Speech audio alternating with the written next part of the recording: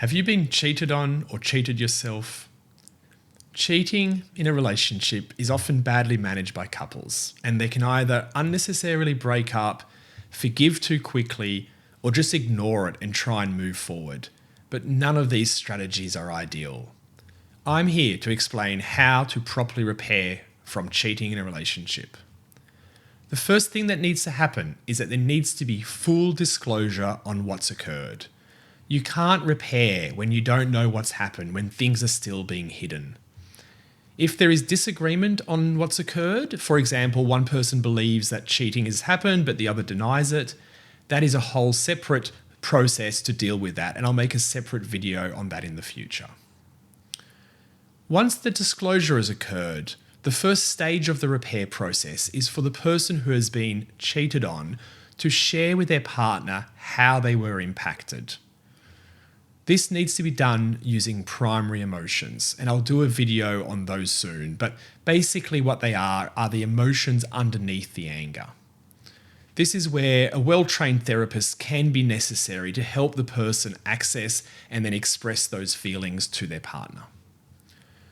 When the person who's been cheated on shares how they were affected, the partner needs to hear this and to be emotionally impacted by it.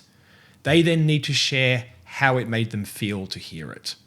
Again, this needs to be done using their primary emotions. The sharing needs to be then processed with the first partner, the one who was cheated on, to see if it made them feel better, and if not, why not? This process then needs to be repeated for all the other ways that the cheating emotionally impacted the person, always using those primary emotions. In therapy, that process normally takes 3 to 4 sessions. Once this has been done, the person who was cheated on should feel like their partner truly understands how they were affected. And this is a signal that we can move on to stage 2 of the therapeutic process. In stage 2, we're exploring the reasons why the person cheated. This could be from something within that person or from something from the relationship.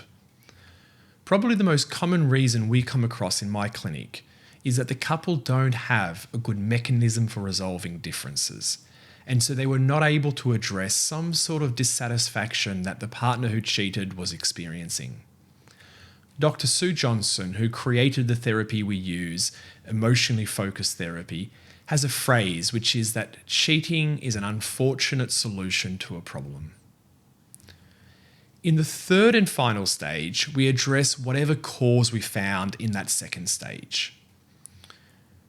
So in summary, 3 stages. One is the sharing of the impact, the second is identifying the cause, and the third is addressing the cause. The last 2 stages, identifying the cause and addressing it, are really important parts of the repair process, because if we don't do this, the person who has been cheated on won't be able to feel safe and secure in the relationship again, because somewhere in the back of their mind, they'll know that it could happen again. The process I've just outlined is what couples need to arrive at a place of forgiveness. Forgiveness is often talked about like it's a simple decision, like a light switch that can be turned on or off. But unless you go through the emotional journey of repair, you can't truly forgive someone. It's more that you just move on. Once couples have gone through this process, they usually talk about their relationship being better than it ever was. Cheating is usually the symptom of an underlying problem, and when it happens, it forces the couple to address that underlying issue.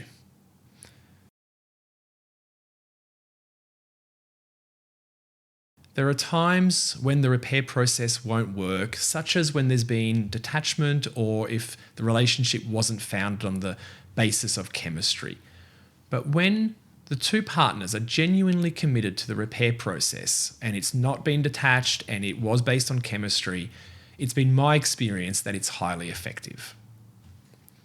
If you've found yourself in this situation, why throw away a good relationship that can be fixed? It takes a lot to start over, and if you and your partner have committed to doing the repair work, it can actually save you a lot of time and energy in the long run.